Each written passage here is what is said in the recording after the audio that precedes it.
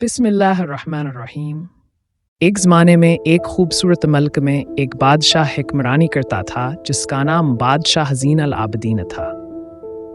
बादशाह ज़ीन अल आबदीन न सिर्फ अपने आदलाना फ़ैसलों के लिए मशहूर था बल्कि इसकी दानिशमंदी और अवाम की भलाई के लिए गए इक़दामात भी काबिल तारीफ़ थे।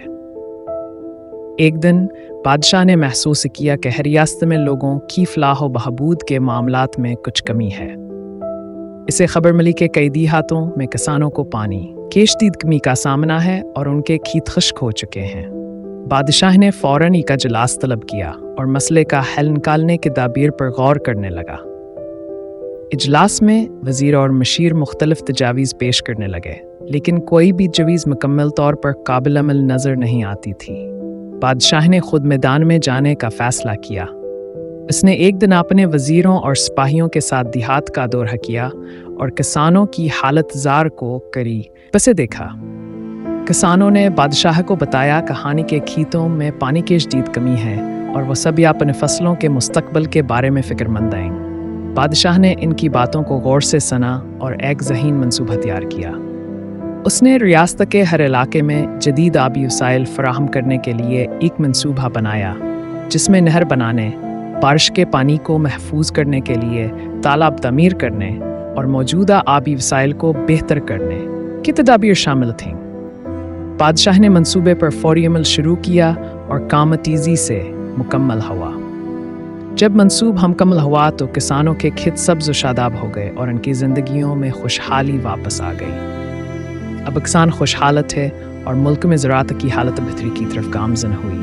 बादशाह ने अपनी आवाम की भलाई के लिए मज़ीद इक़दामात किए और तालीम, सेहत और बुनियादी सहूलतों को बेहतर बनाया, जिससे पूरी रियासत में खुशहाली अवराम कायम हुआ।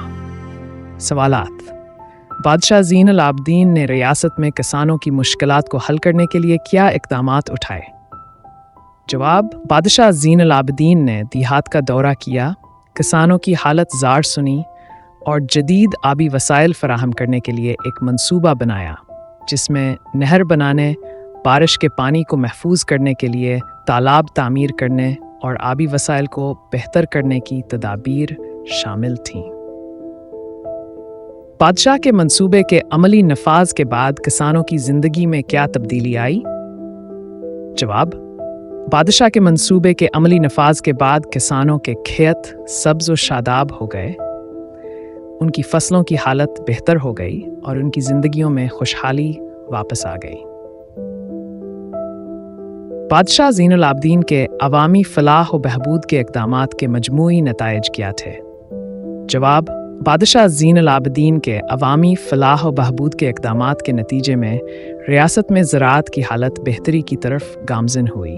तालीम, सेहत और बुनियादी सहूलतों में बेहतरी आई और पूरी रियासत में खुशहाली और अमन कायम हुआ।